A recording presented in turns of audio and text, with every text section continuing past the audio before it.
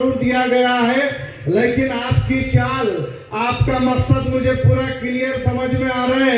ये little scholar खाली नाम नहीं है, ये आने वाले दिनों में इंशाल्लाह वर्ल्ड स्कॉलर की यहाँ से शुरुआत होगी।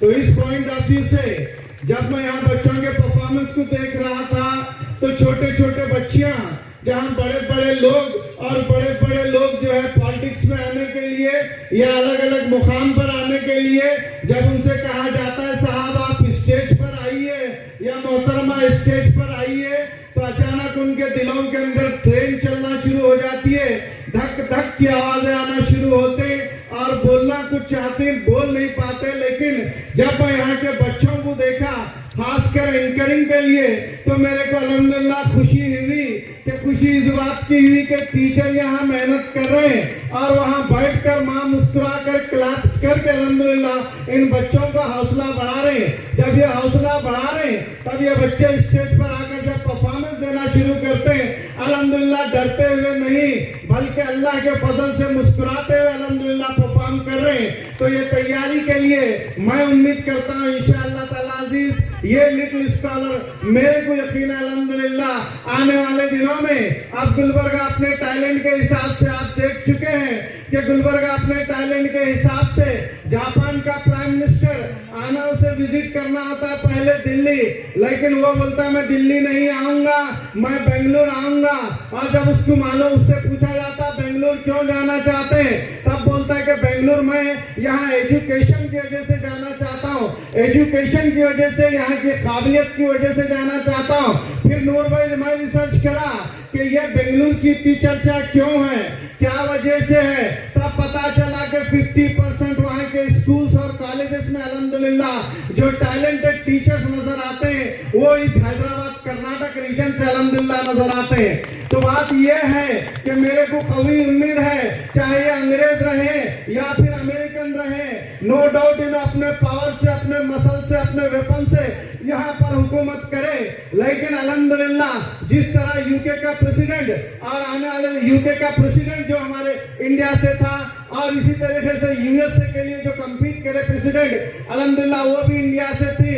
मेरे को यकीन है कि हमारे इस लिटिल स्कॉलर के बच्चे ही नहीं बल्कि ये पूरे एमएससी मिल के बच्चे इंशाअल्लाह इस तरीके से अगर अपने टैलेंट का इस्तेमाल करेंगे, इस तरीके से इंशाअल्लाह इनकी सलाहियतों का इन स्किलों के जरिए इजहार किया जाएगा और माओ के जरिए इंशाअल्लाह ताला इस तरीके से बच्चों की तरबियत की जाएगी। तो मेरे को यकीन है इंशाअल्लाह ताला अजीज, मेरे को यकीन है कि मैं जो देख रहा हूँ आने वाले 10 से 15 या 20 सालों के बाद अमेरिका के अंदर जो अपने टैलेंट से रूल करेंगे वो इंशाअल्लाह ऐसे नौजवान, ऐसे छोटे मासूम बच्चे इंशाअल्लाह होंगे। तो ये पहलू से ये चंद बातें मैं यहाँ पर आप लोगों के देखा और फिर एक बात ये भी समझ में आई कि हम सब लोग बोल रहे मोबाइल बुरा है, मोबाइल ऐसा है, मोबाइल वैसा है। हाँ साहब बुरा है, मगर किसके लिए है? ये मोबाइल बुरा उसके लिए है जो 7 साल से छोटा है, यानी 7 साल तक का अगर कोई बच्चा आपके घर में या बच्ची आपके घर में रहती है, जैसा आप सांप बिच्छुओं से बचाते हैं, मेरी तमाम माओं से गुजारिश है आपके गोदों के अंदर ये कोई मामूली बच्चे नहीं है, ये आने वाले कल के इस हिंदुस्तान के अल्हम्दुलिल्लाह रोशन मुस्तकबिल का अल्हम्दुलिल्लाह ये मेरा ख्वाब आपके गोदों के अंदर अल्हम्दुलिल्लाह पल रहा है। तो इसके लिए आपसे मेरी गुजारिश है 7 साल तक आप अपने बच्चों की हिफाजत कीजिए। किससे कीजिए? आपका कोई दुश्मन नहीं है और कोई ऐसी भयानक बीमारियां नहीं है। अगर कोई दुश्मन है तो ये मेरा आपका मोबाइल है। 7 साल तक आप अपने बच्चों को मोबाइल से दूर रखिए। सवाल यह आता है क्यों दूर रखें, क्या वजह से दूर रखें, रीजन क्या है? दुनिया तो आज पूरी की पूरी जो है मोबाइल के ऊपर डिपेंड कर रही है। जी हाँ, मोबाइल के ऊपर डिपेंड कर रही है, लेकिन जो बच्चा पैदा हुआ है वो पैदा होने से 5 साल तक जिंदगी का 50% अल्हम्दुलिल्लाह जो भी गुण रहते या जो भी सलाहियत रहते या जो भी काम सीखता 50% सीखता है और 6 साल के अंदर करीब 90% सीखता है। इसीलिए आप देखते हैं इन बच्चों के जिस्म हल्के रहते हैं और जो है इनके सर जो है बड़े वजन रहते हैं। तो 5 से 7 साल के दरमियान ये बच्चा अल्हम्दुलिल्लाह काफी डेवलप हो जाता है। इसीलिए मेरी तमाम माओं से गुजारिश है कि आप इन 5 से 7 सालों के अंदर आप अपने बच्चों को इस तरीके से पालें, इस तरीके से इनकी परवरिश करें कि जैसे एक शहजादे के अल्हम्दुलिल्लाह परवरिश की जाती है। अगर इस मकसद के तहत, इस एम के तहत के आने वाले दिनों में मेरा बच्चा इंशाल्लाह बहुत नाम कमाएगा। एक एमएसके मिल से पूरे गुलबर्गा से एक तनवीर आसिफ अल्हम्दुलिल्लाह निकला है। अब आने वाले दिनों में एमएसके मिल के हर घर से इंशाल्लाह एक आईएएस ऑफिसर निकलेगा। तो ये उस वक्त मुमकिन है जब आप लोग इंशाल्लाह ये प्लान के साथ आगे बढ़े।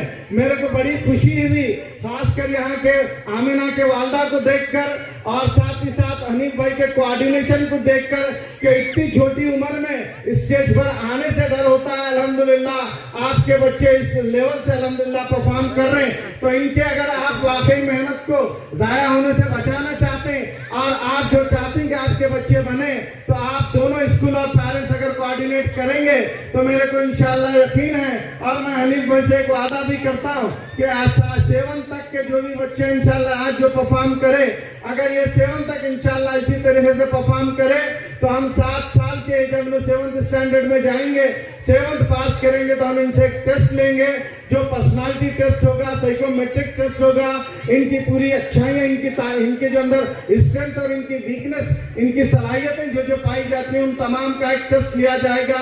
और ये टेस्ट इंशाल्लाह ताला अजीज डिसाइड कर देगा कि 7 साल का बच्चे, 7th स्टैंडर्ड का बच्चा आने वाले 7वें साल में इंशाल्लाह क्या बन सकता है या क्या बन सकती है। तो इस पहलू से मेरी आप माओ से गुजारिश है, आप ये सोचें मुबीन सर पहले की माएँ जो भी करी कोशिश अल्हम्दुलिल्लाह कोशिश करे, वो परेशानी में थे।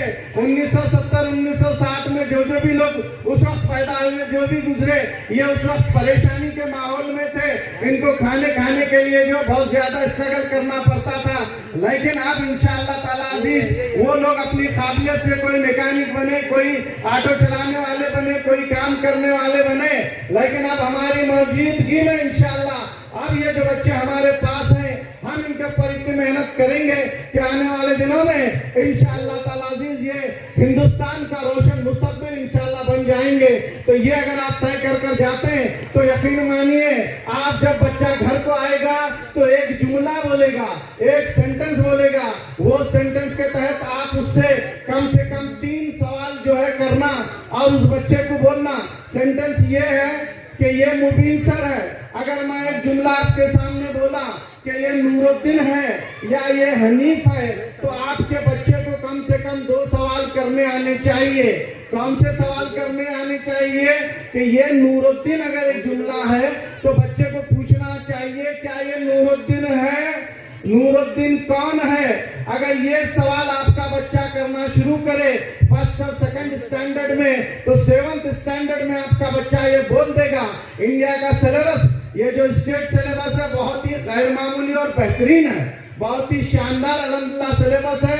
यही सिलेबस को पढ़कर लोग IIT पास करके आज नासा के अंदर से लेकर अल्हम्दुलिल्लाह पूरी दुनिया पे छा रहे हैं। तो ये वो सिलेबस अल्हम्दुलिल्लाह हमारे पास मौजूद है जो बेहतरीन है। खाली एक काम करना है बेटा, आप तमाम माओ को कि बच्चे को जो है सवाल करना सिखाइए।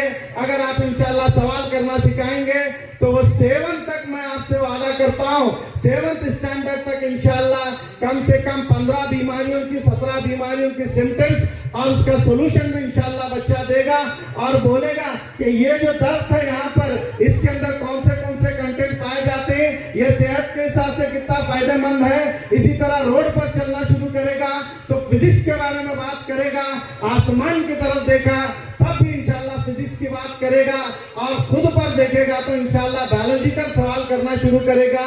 इस तरीके से आपका बच्चा नीट और दूसरे कॉम्पिटिटिव एग्जाम्स के लिए इंशाल्लाह तैयार होगा।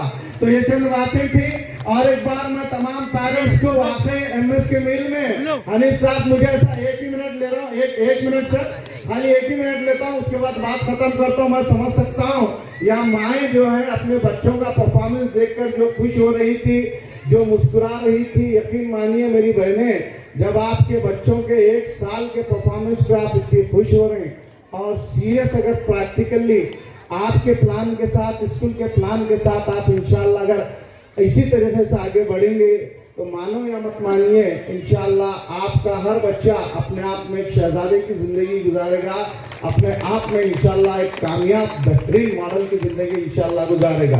तो 1 मिनट जो बात बोल रहा था वो ये है कि आने वाले दिनों में बड़ा बिग चैलेंज मेरे लिए भी आ रहा, आपके लिए भी आ रहा। वो चैलेंज ये है आर्टिफिशियल इंटेलिजेंस, रोबोटिक टाइम।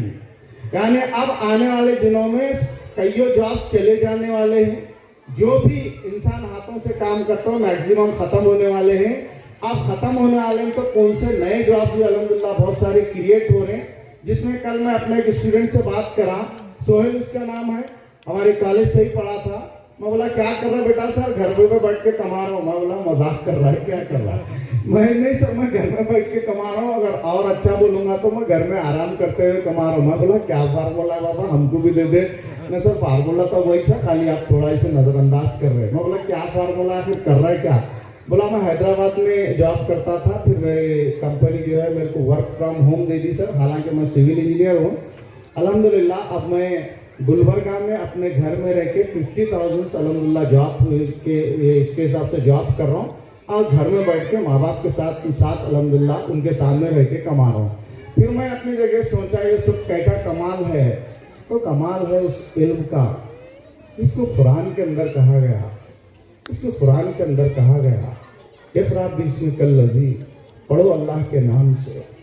आज जितने भी लोग अल्हम्दुलिल्लाह पढ़ रहे, आप पढ़ रहे, मैं पढ़ रहा हूँ, आप देखिए दुनिया के अंदर कौन लोग मशहूर हैं, कौन लोग जिंदा हैं।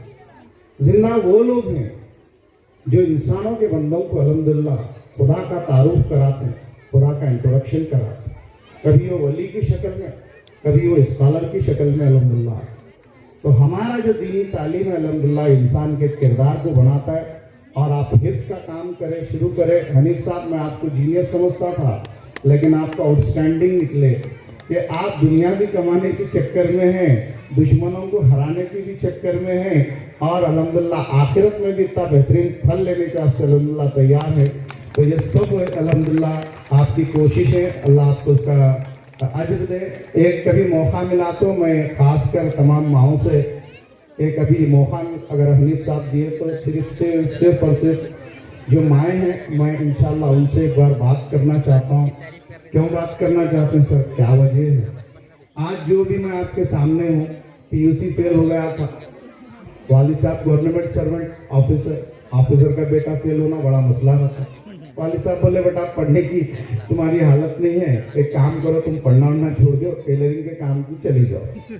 मैं बिचक गया, अब क्या करना क्या नहीं करना। फिर अल्हम्दुलिल्लाह क्या माँ की मोहब्बत रहती है, मेरे वालदा सामने है और आकर बोले अब तक जैसा केयर करना ध्यान देना था शायद मैं कहीं ना कहीं कमी करी हूँ।